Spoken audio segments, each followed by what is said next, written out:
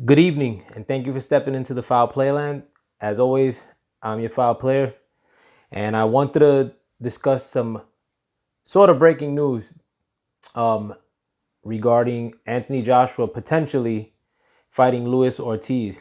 Based on what Eddie, and this is all based on what Eddie Hearn says, and it's already news that's been dispelled from what I'm hearing, or pretty much some shock and awe shit going on in Matchroom, which should be to no surprise. So basically, Eddie Hearn about 3 hours ago came out and said that Luis Ortiz was on a short list of opponents to replace um, Big Baby Miller in this June 1st match in Madison Square Garden here in beautiful New York City. As we all know, Big Baby Miller tested positive for GW 1516, a performance enhancing drug that uses your fat as a source of energy rather than using carbs or simple sugars or anything else your body would use for energy. So, Dillian White, being a man who has a lot of fat to burn, um, it kind of makes sense with his high stamina fighting style um, as to how he was able to fight that way. Nevertheless, the news came out that he tested positive for that PD, I believe, last night. And now they're at a point where they have to find a replacement because they're about 6 weeks out from that fight being made. Um, Apparently, about 16 people, the short list that um, Anthony Joshua made, which at the top of that list, you had Luis Ortiz as the opponent, which Anthony Joshua supposedly wanted to fight the most.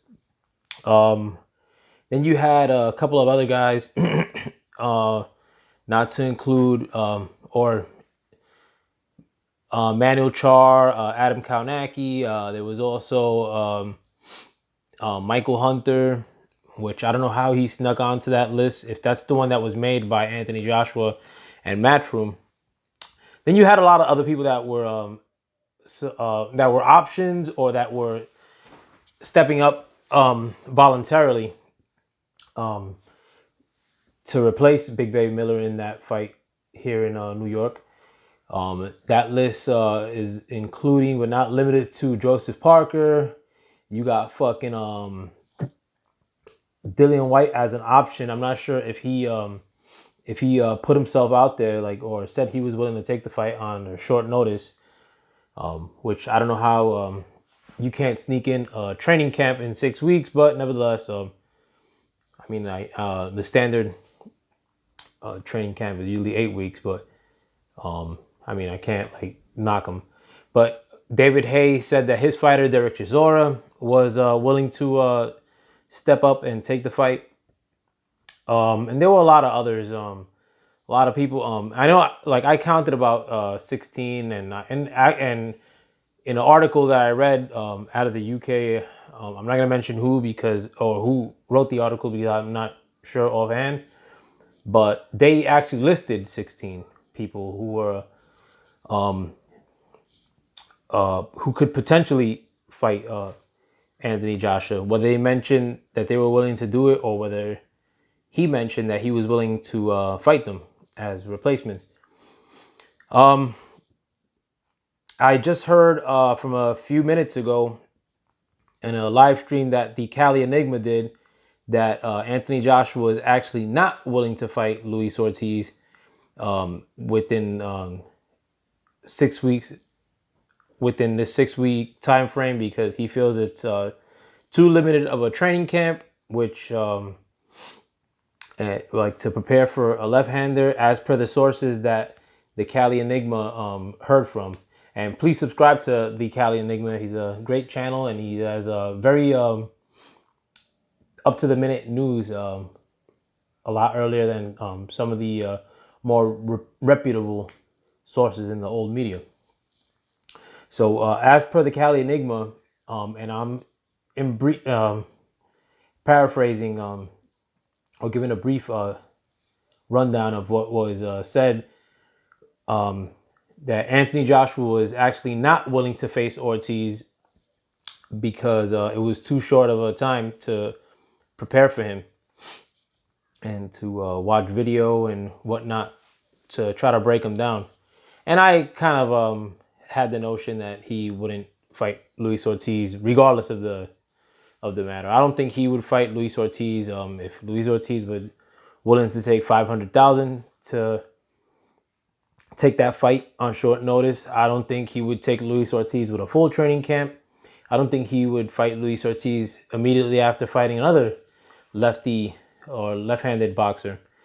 He's never going to fight Luis Ortiz until Luis Ortiz dramatically slows down or breaks down.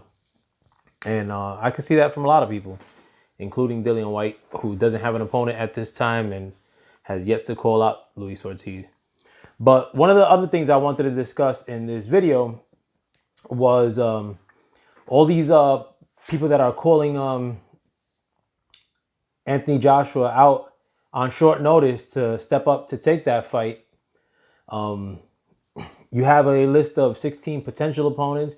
You have a list of a large list of people that have actively called him out. You have a little bit of a shorter list of people that have been mentioned as replacements, such as Michael Hunter, who's already in the Matchroom stable, which Cali Enigma said that's going to be one of the likely opponents to actually face off with Anthony Joshua as a replacement, which I believe that to be true.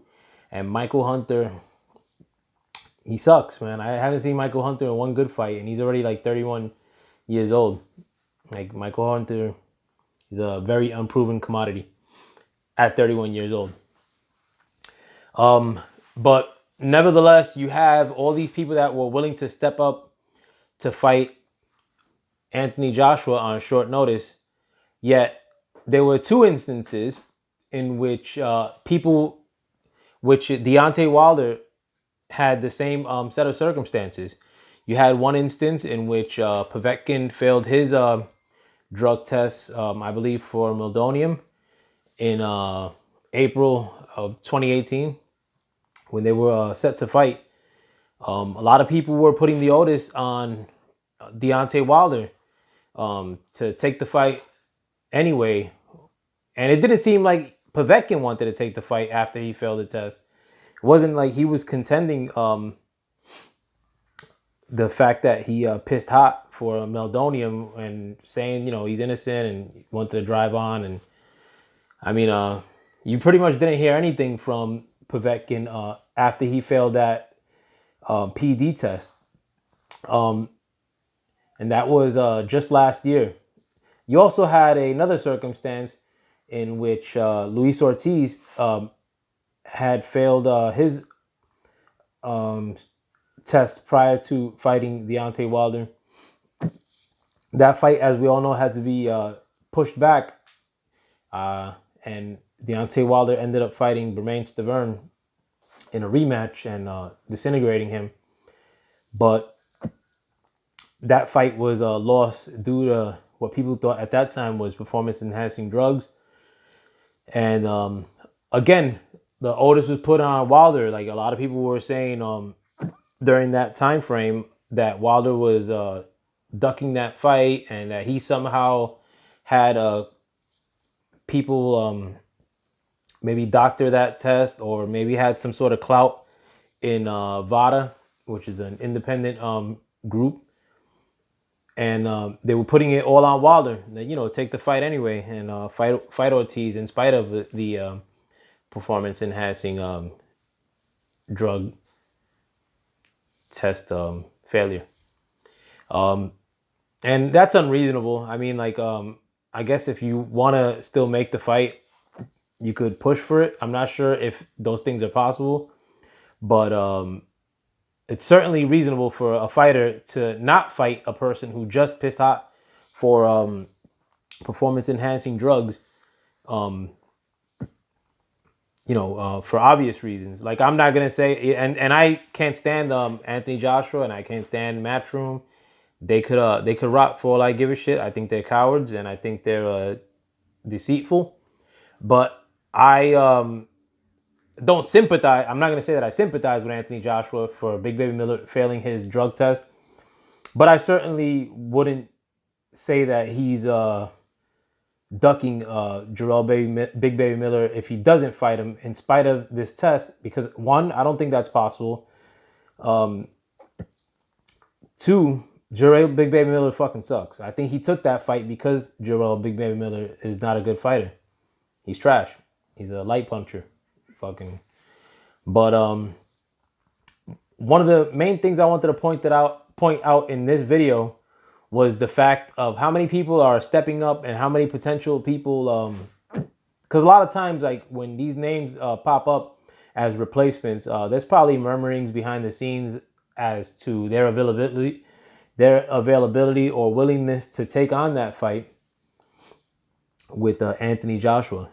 I mean, I'm pretty sure in large part, a lot of those people within those 16 or some odd names that are mentioned as replacements have actually reached out, whether behind the scenes or out in the open. And a lot of them, if you look it up in Google, some of them are out in the open and calling for that fight to be the replacement to fight Anthony Joshua.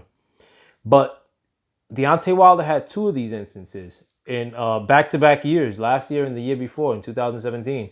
How many people were stepping up to fight and become the replacement to take on Deontay Wilder during those times? Dillian White talked a lot of shit about wanting to fight Deontay Wilder, and Deontay Wilder was ducking him. I didn't see Dillian White calling him out during that time frame, during that immediate time frame, either time. I mean, and Dillian White's been calling out Deontay Wilder since about 2017 or maybe a little earlier. But you didn't hear anything from Dillian White or his people saying, listen, we'll step up and take that fight. We're the bigger fight and fight us as a replacement, regardless of how much time, is left prior to the fight. Fight us, like fight Dillian White or fight whoever. I didn't hear any heavyweight call out fucking Deontay Wilder when he was lacking an opponent. Even recently, I mean, like when the Tyson Fury fight fell through. I mean, sure, he had a mandatory that was due, but I think people I didn't hear anybody immediately after Tyson Fury ducked Deontay Wilder calling him out and making a real effort towards calling out Deontay Wilder. And in fact, I mean, I'll put this on Dillian White more than anything. Since last year, I haven't heard much effort on the Dillian White train, like calling out Deontay Wilder, as he did in the past. I think when it wasn't as feasible, he was calling him out a whole heck of a lot. When Deontay Wilder was dead set on taking on Anthony Joshua, and that was the only fight he wanted. During that time, when they were trying to feed Deontay Wilder to Dillian White, Dillian White had a whole heck of a lot to say because Deontay Wilder wasn't interested in him because Dillian White's another fucking burger. He sucks. So Deontay Wilder being the champion and not having to fight Dillian White because Dillian White hasn't fought anybody of any substance, was pretty much ignoring him, and people were making it seem as if Deontay Wilder was ducking him. But Deontay Wilder has been in at least 3 instances in which he didn't have an opponent in the immediate sense, as in like somebody just dropped out of a fight, i.e. Povetkin, i.e. Luis Ortiz, i.e. Tyson Fury, where I ain't hear shit from Dillian White and any other people really saying like, listen, like fucking I'll make a concession to fight you. I'll take less money if I have to. I know I could beat you. I ain't hear any of that. But on the other hand, you hear tons of people saying that they're willing to fight Anthony Joshua. I mean, sure, it's for a couple more trinkets than Deontay Wilder's one belt, but you at the end of the day, I mean, they're both champions. You have literally 16 times more people calling out fucking Anthony Joshua than what you do with Deontay Wilder. I mean, and that goes to show, Deontay Wilder has could make you look like a mummy fucking on a Saturday night if you're not careful. Anthony Joshua, I mean, like fucking he's not as a dangerous opponent as Deontay Wilder. I mean, Anthony Joshua's actions will tell you that because he's made no real headway into fighting Deontay Wilder. And again, I made a video earlier in the day, like as far as my feeling of joy in these things imploding on Matchroom's faces. I mean, at the end of the day, like I mean, they're gonna give you Michael Hunter as that replacement fight, or Manuel Char as that replacement fight. Which I mean, it's not like I was jazzed up for a fucking for a Big Baby Miller fight. So I mean, at this time, I'm more entertained at the constant failures that are happening on the part of Matchroom. So that's all my time. I actually got called as we speak by my brother, Michael James, Boxing Talk and More. Fucking shorten that name. And hopefully I'm gonna get on with him on his live. I'll probably post this video up after that. So I mean, check me out by going back in time and fucking after you see this video. That's fucking corny. But anyways, man, like check me out. Like I'm gonna try to make more videos. I'm being a fucking herb. This is the first time I'm using my fucking file plate. Whoops. My yeah, it's my my little shotgun I got up there. But this is the first time I'm using my Foul Play Studios, man. I've been dreaming of using this shit, and now I'm fucking fronting since I got it, man. So yeah, check me out, man. I'm gonna try to make more content about boxing and shit that doesn't have shit to do with boxing, man. Because boxing gets very boring to talk about at times. I'm gonna try to make some NFL like draft videos too, man. I mean, I'm not sure if a lot of you guys that are listening to this are interested in that. I'm gonna try to do gun talk too, man. I love guns. I have a lot of guns. Talking about breaking down guns and what guns I like and don't like, why you should have guns, whatever. Fucking just talk about life. But yeah, I'm gonna try to start doing that shit a little bit more frequently. But thanks for checking me out, man. I don't want to babble too much. And yeah, please subscribe to my man Michael Johnson, Boxing Talk and More. Subscribe to my brother Lowe's